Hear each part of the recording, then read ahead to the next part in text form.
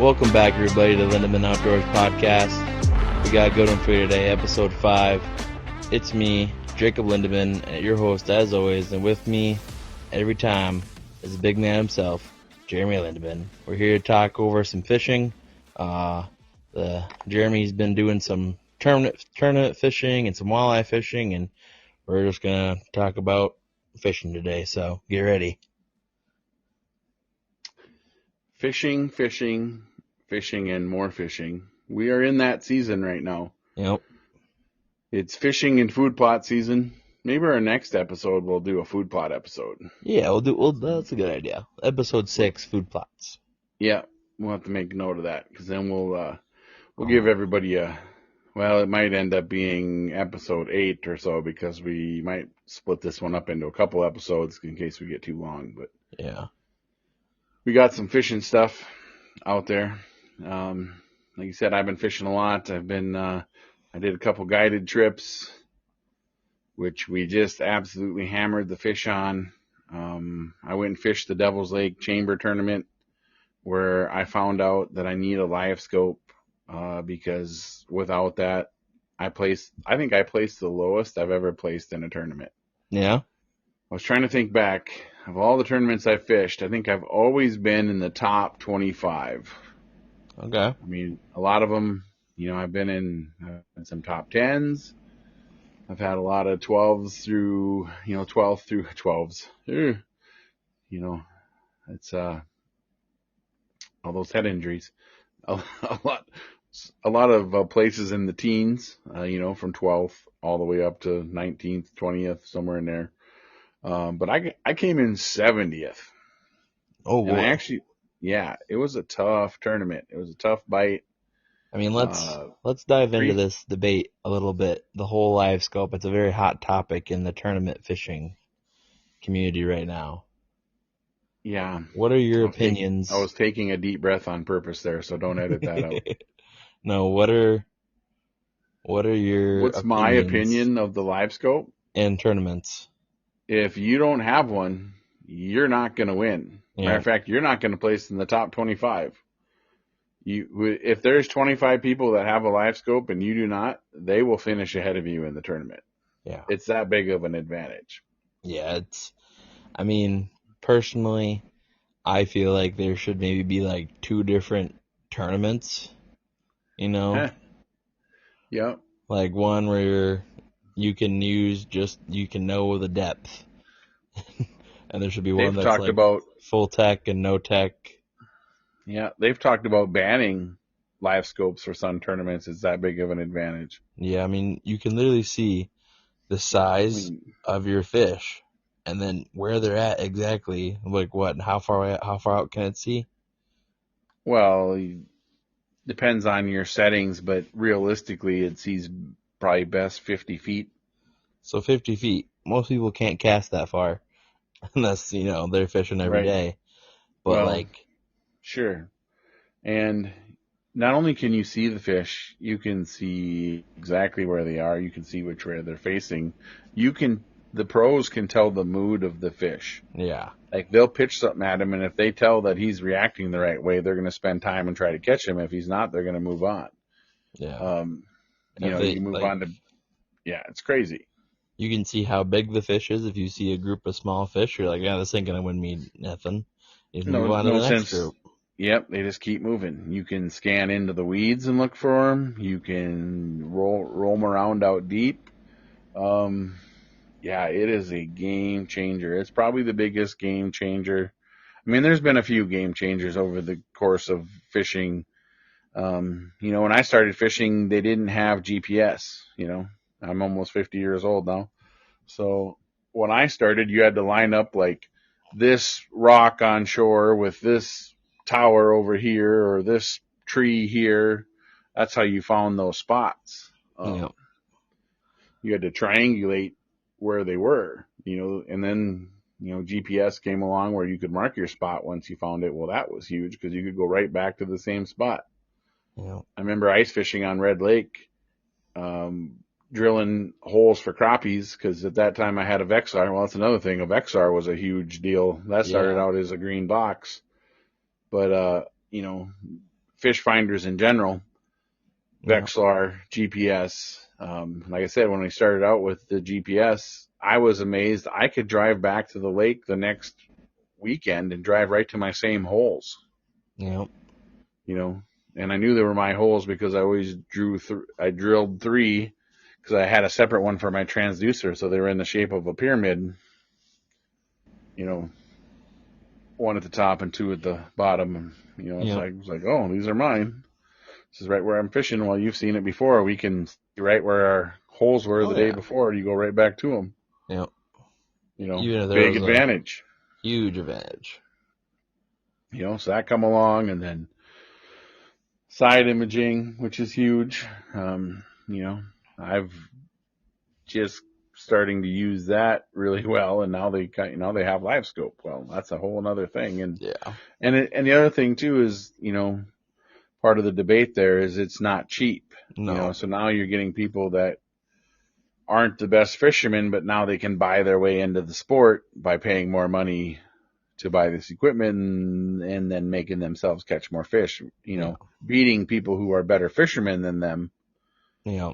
but they have the money for the technology. And then, I you mean, know, what is a live scope run again? I would say the graph and the transducer alone is about 3,500, but then that's just the start. Then you got to buy bigger battery to run it. You You know, got to buy all the hardware to mount it to your boat, you know, so yeah. If you're doing that, you'll have 5 grand into it by the time you're done. There's some people that have 3 of them on their boat. I saw boats with 3 live scopes on them, yeah, 2 out the 1 back on and each 1 out the corner in front. the back and 1 up front. Some of them have 4. I mean, Yeah. there's boats that have, you know, $30,000 worth of electronics on them, you know. So it's a if you're going to go play that tournament game, it's a must have. Yeah. Yeah, it'll be interesting to see what they do. I don't think they'll ever ban it because There's no way. It's Pandora's box has been opened, and there's too yeah, many that have been sold, and too many people have them, and they're on their second and third generations of this stuff now. yeah. I mean, it's no, there's not gonna It's be. out. It's just You know. people are just gonna be looking for the old ones to try and keep up, Well, or you're just gonna have to find a way to, save up. you know, forget them kids going to college. Just take that money and buy yourself a live scope. Yep. You can't put a price on putting food on the table for your family. Come on.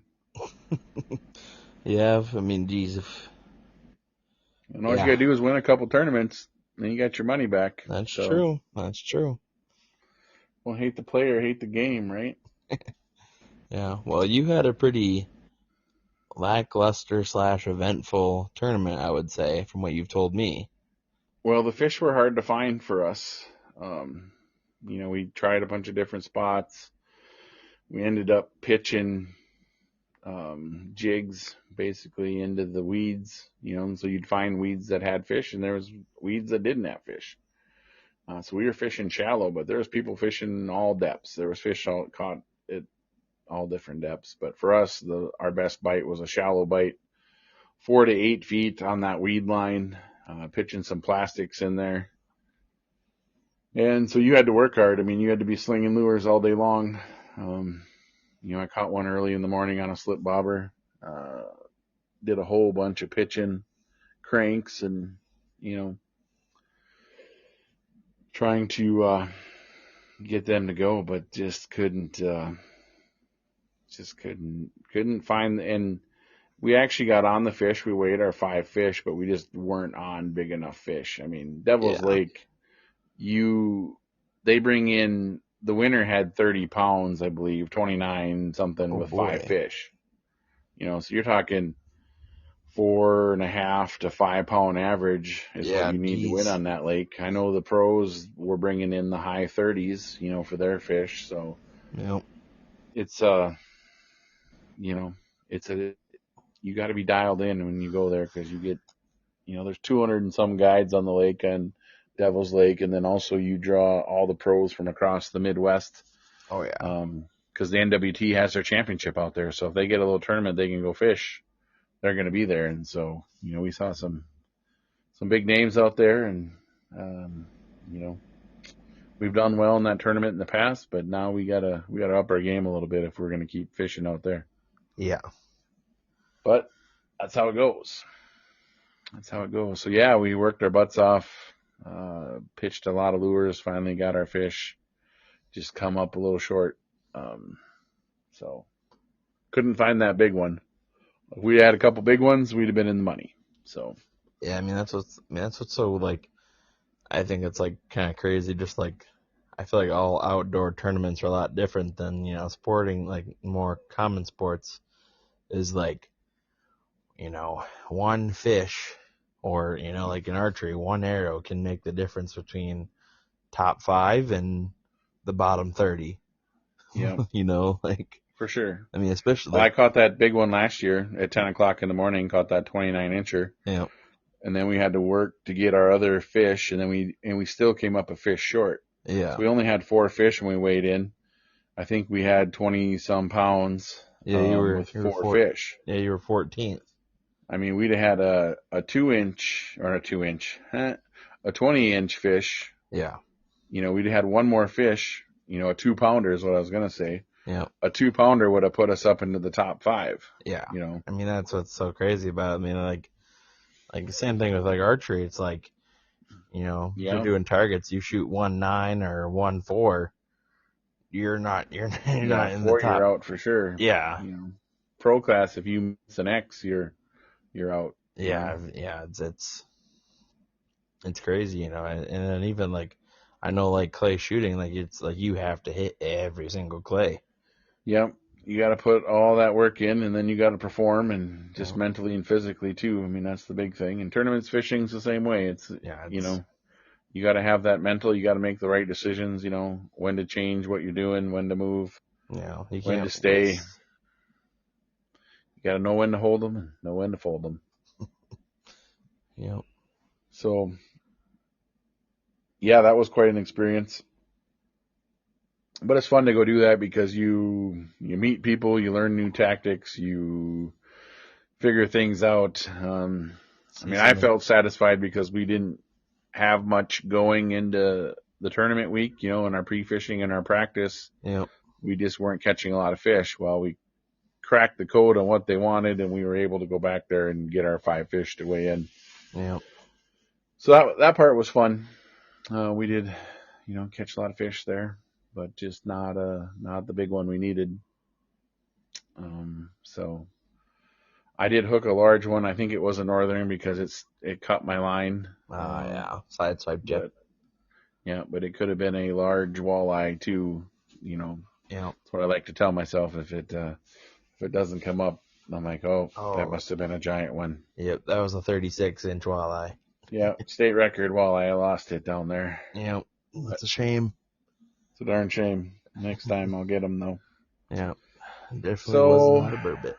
yep. So that was that tournament, and then I went to a guiding trip where I took out a few people, and we were actually up in the northwest angle on Lake of the Woods, and we just hammered the fish. We had our limit. Our boat was full up by, I think we started fishing about 10 o'clock because I had a little boat trouble I had to work on.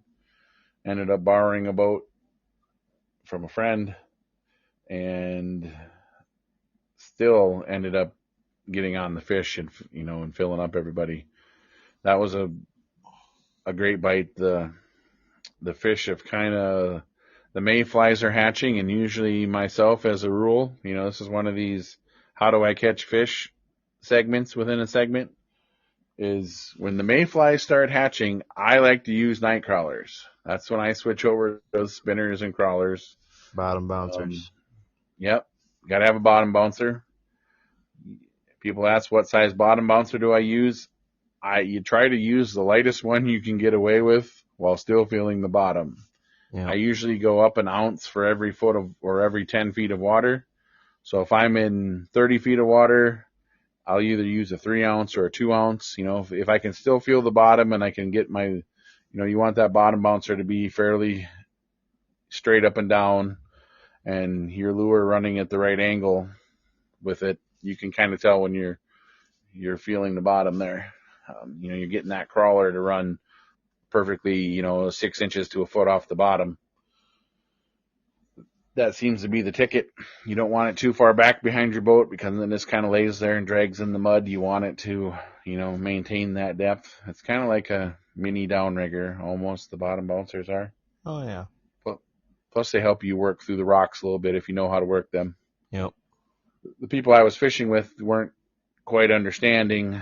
They were getting snagged up a bit, and I would tell them, hey, we're coming into the rocks. What that means is you pick your rod up, and this is why it's called a bottom bouncer. You actually take your bottom bouncer, and you feel where the bottom is, Yep. and you lift up just a little bit. Yep. So if you're going through the rocks, you can bring that lure right across those rocks and not get snagged up. And sometimes that's where those walleyes are hiding. That's where they were this time. If Yep. you weren't in the rocks, you weren't catching any fish. Yep. Yeah, Now, should be on that rock pile this weekend, but we got some bass fishing to do. Oh, we'll circle back to the Bassmaster Classic. I'm glad you brought that up. Yep. But yes, we had to get into the rocks. There's a mayfly hatch also. The old timers are telling me that the crayfish are molting this time of year where they're losing their shell and they're getting a new shell, so they're all soft. So the walleyes are cleaning up on them. It's like peeled shrimp down there for them. Oh, nice. It's like a shrimp cocktail, and they're just going to town. And, that checked out. A lot of the fish we've cleaned have had crayfish in them. Oh, yeah, we found that. We found one with a claw sticking out of its mouth, that one. Yep. So, yeah, we switched up to pulling bottom bouncers and crawlers because, there's a bug hatch, those mayflies, so they're eating larvae and mayflies hatching out of the mud, and a crawler looks a lot like them. Yep. I think it smells like them and tastes like them too because, obviously night crawlers aren't found in the water, but fish sure eat them. See, that's the one thing that I forget who brought that. I forget where I heard that, but how does a fish know a worm tastes good? Yeah. I mean, eventually, I suppose if there was a shore that washed them into there, but no, I think they smell good and they resemble bugs that they eat in the water, so they just hammer them. Yep. But a night crawler has been probably the most proven walleye tactic there is. I feel like a leech is also popular. Leeches are good. Yeah, they don't turn down a leech. They get a big fat leech floating in front of them, they hit it. Yeah. Slip bobbers are more popular on other lakes than they are on Lake of the Woods, but they do work on Lake of the Woods too, people. But you put a big juicy leech down there and, there's not many walleyes that I've seen that turn that down. They all hit it. Nope. They seem to love them. Yep. But anyway, so yeah, fishing's been good. They were happy they got all their fish. We sent them home with a bunch of fish. I ended up with a little boat trouble. I got my live well pumps. I had one of them that was cracked. I don't know if it was just must have had a little water in it when I put it away last year, or it was just getting old and the plastic was deteriorating on it a little bit. Hard to say, but that's a bad deal when you get a live well pump with a crack in it because it lets water into the bottom of your boat. And water in a boat is never good. No, you want the boat in the water, not the water in the boat. Yep. That's a very important tip. But yeah, it's fishing's good right now. Fishing's good. We'll tune into the Lake of the Woods fishing report. We'll break that down a little more. But, speaking of fishing, we are talking about this off air. Question we get a lot is there's people that want to get into fishing. They've never fished. Yep. They're like, how do I get into fishing? So there's a good way, and going fishing in June is a really good way to get into fishing because the fish bite on just about everything that you want to do. Yep. So let's just say a person is like, I want to go fishing. Well, first you have to decide what is it that you want to catch. Do you want to go catfishing? Do you want to go bass fishing? Or you just want to throw a bobber and a worm out there and just catch whatever bites it, which is what I used to do when I was a kid. I mean, I didn't know what I was doing. Yep. I know I needed a hook. I needed bait. I needed a sinker and a bobber.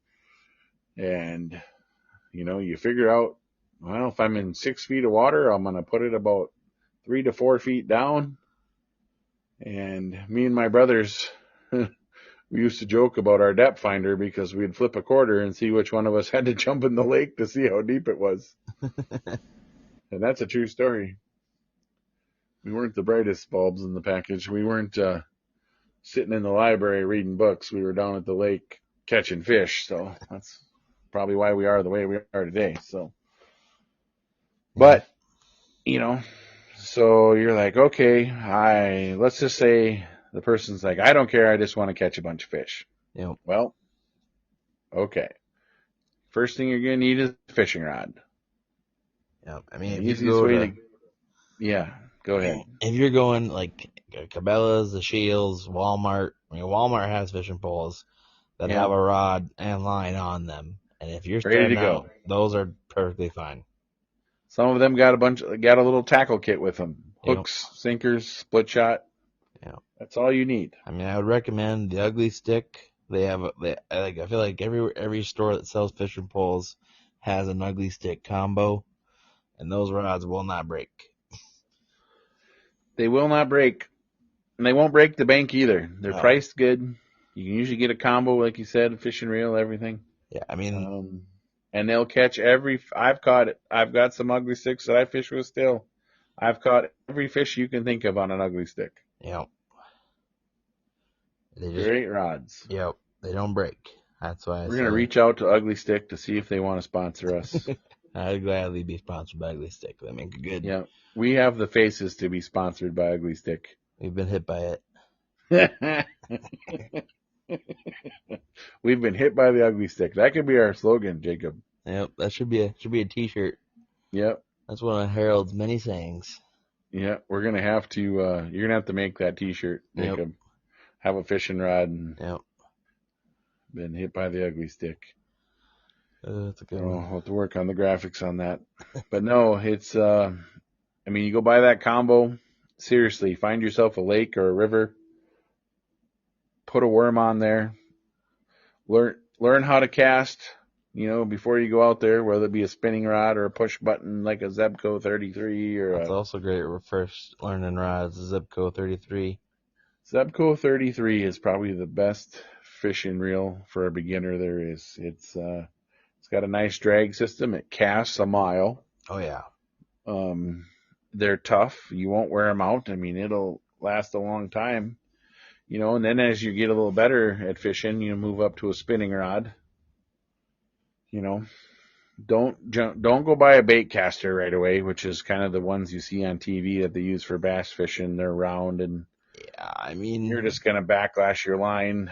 They're good, but I know how to use one, but I don't like them. I like a good spinning rod.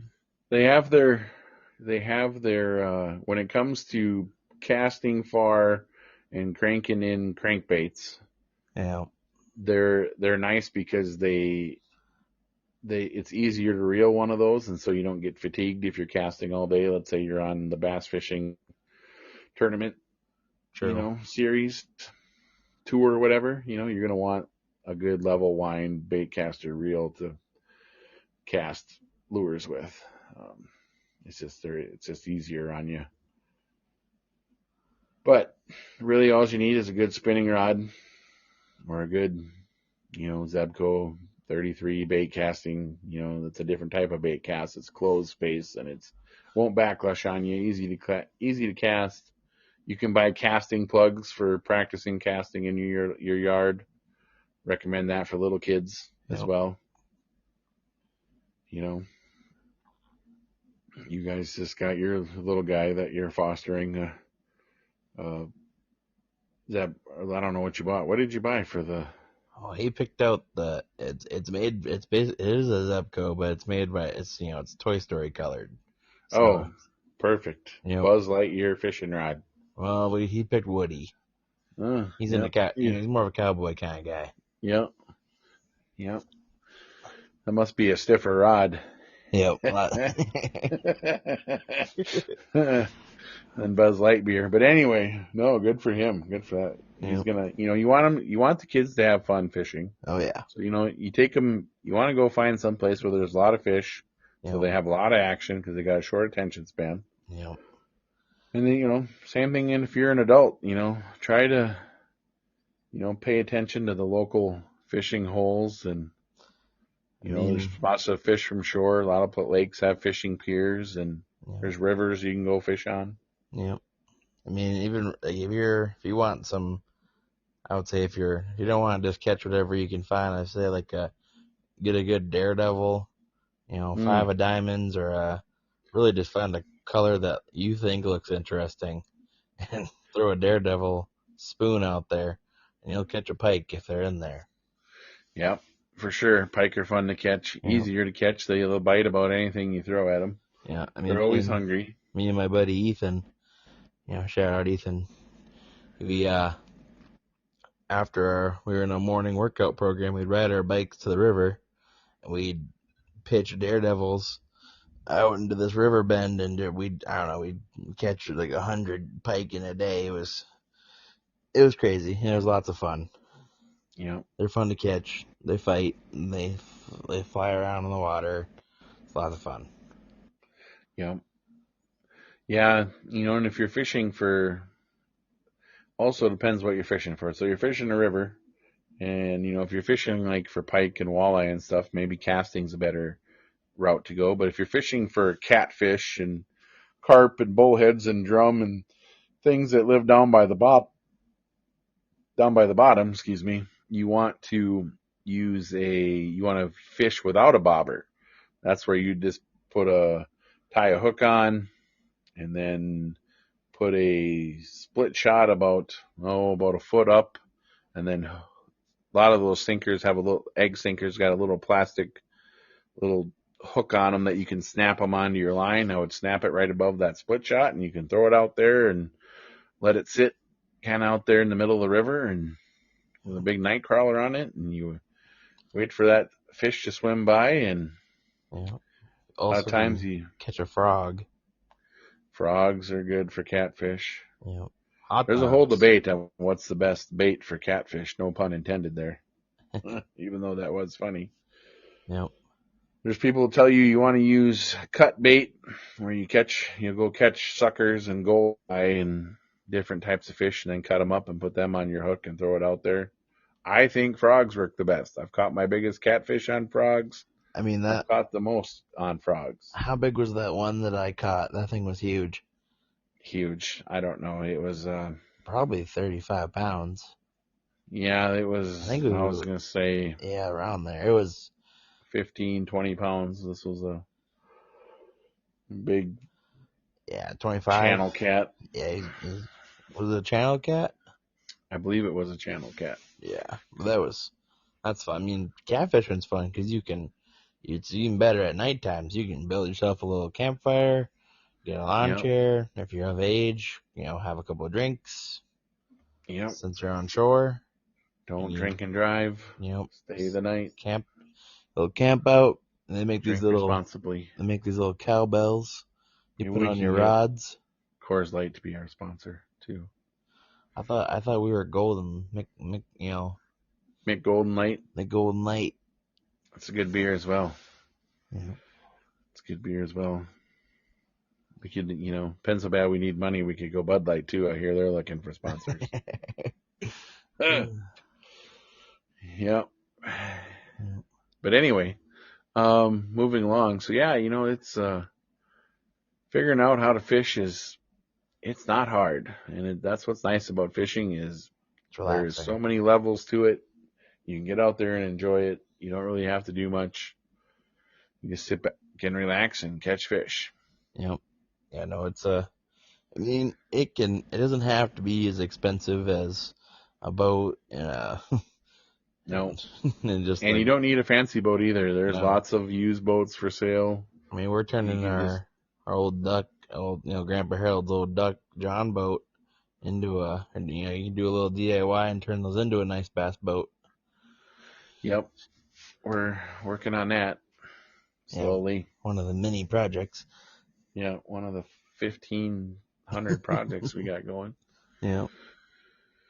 But that's what it's all about. You got to have those projects. But no, fishing's where it's at. It's Yep. prime time fishing season right now. So, sitting on the couch is boring when it comes to sitting on the side of a lake or on a boat or on a dock For sure. with a rod in your hand.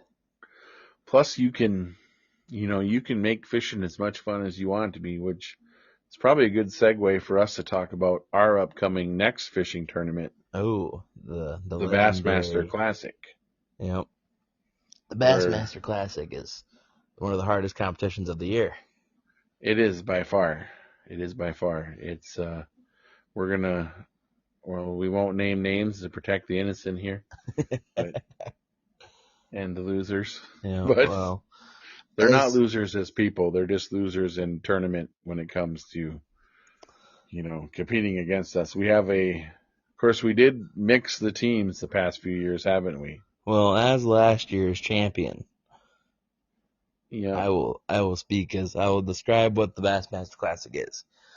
So we have a family lake cabin in Minnesota, well, eastern Minnesota, that there's just all it's in there is bass, and sometimes they're pretty big. No 10-pounders, sadly, but there's some good ones in there, and we split off into teams, and in the mornings, we have a bass fishing competition, and it's usually on number of bass caught. And usually how it kind of works is we have 3 teams, but it kind of ends up just being just the guys fishing for all the girls after they give up. Yeah. But we try to work in 2 or 3 person teams. Yep. And it's you catch so many bass. Yeah. We probably catch 80 bass in the weekend. I don't know. I've never counted how many. Yeah, I know I think I caught like 18 myself was like on our official scoring, which our rules are everybody has to be in the boat for scoring to count. You have to hold the fish. The fish can't get the fish into the boat. Yep, fish got to be in the boat. And this rule was made because I dropped a fish and it wasn't moving, so I picked it back up and tried to put it back on my hook. So you have to, once you catch a fish, you can't count that fish twice. Right. Yeah, exactly. We also do this as it's kind of more of a competition between me and Dad. We each go our own ways and we buy our own. We try and find a special lure that works, and I got some fun ones, and we're gonna record it this year, so that'll be fun. But no, it's an intense competition, and this year we're gonna do fishing tournament style. Your 5 heaviest fish. I think that's a good idea. Yeah. So I could have beat you last year. Maybe. No, I could have, but I didn't want to fish the swim bait the whole time because I've become addicted to the frog bouncing across the lily pads and the bass exploding out of the water and smashing the frog. Yeah, it's hard. There is no better way to catch them than that. It's awesome. A frog bite is the best bite. I By even far. think Top water. Yeah, any type. It doesn't have to be frog. I think any topwater bait for bass. I don't think anyone's disagreeing that that's not the best way to catch them. But frog is the best because you can reach back into some of those far lily pads. And there's just monsters sitting back there. Yeah, and all of a sudden, that frog hits the water and out comes a big bass and just smokes it. Yeah, then you gotta fight them through the lily pads and the weeds, and yeah, I'm excited because I have like 30-pound test line on, and a heavy rod and reel. Yeah. Why are you excited, Jacob? Well, to lose to your dad? Not this year. We shall see. I found a lure that I have no idea if it'll work, but it looks cool. Basically, it's about an inch and a half, maybe 2-inch long perch, and the back tail is a propeller. Oh my. Yep. And it's got the same hook style and it's soft like a frog So it's bait. weedless. So it's weedless. So Oh I can, goodness. and it goes like it's called the plop peller, because as you pull it in the water, it's supposed to go like plop plop plop plop plop on the Oh water. no. And I think that is just gonna. I hope it does, because it's gonna. I hope it'd be so cool if it is, because it looks just Yep. like a little baby perch, and it's Mm. soft like a frog, so it's weedless. So I'm gonna cast it in those little holes, and just prop prop prop prop prop prop, and then Sounds just deadly. it's gonna smack them. And then I found this. I don't even know why I'm telling you this, because there's still 2 more days until the tournament starts. But I'm so excited. I found a frog bait that's got an open mouth so that it splashes more in the water when you pull it. And it's got Mm. legs instead of the little tassels. Mm. So it's got real arms and Secret, legs. secret lure. Yep, Dang. yep. And it's painted just like a real frog. And it's got real legs instead of the little tassels. So I'm excited. I hope the little plop peller perch works the best, because if it does, that'll be awesome. Yeah, it will be. Yeah, that sounds awesome. Hmm. Yeah. And the store I went Yeah. to only had one. There's one left on the rack, so I feel like that's a good Mm. sign. That's usually a good sign. It's like when I go to buy lures, okay, what color is working? Because then you just look of, how many spinners are left on the pack Yep. You got on one the or rack two. there. I'd grab that. That's another thing if when you get into fishing, when you're looking at this, because they just have rows and rows of fishing lures, and you're like, I don't know what to buy. Wow. One, look what other Hmm. people are buying, because Look what people are buying. yeah, because that's usually what's working. If you see a rack that's a hook that's just packed as full as possible, maybe don't go for that one. If you see one that there's just Oh, one hanging there, that might be a good one. wow, it's pouring rain out here right now. I was gonna say, is that rain? It's pouring rain. Oh geez. Well, for those who aren't in the Midwest, who don't understand, who don't know that's already been going on, we're had the most rain I've ever seen in the summertime. I mean, last year we were dry as a bone.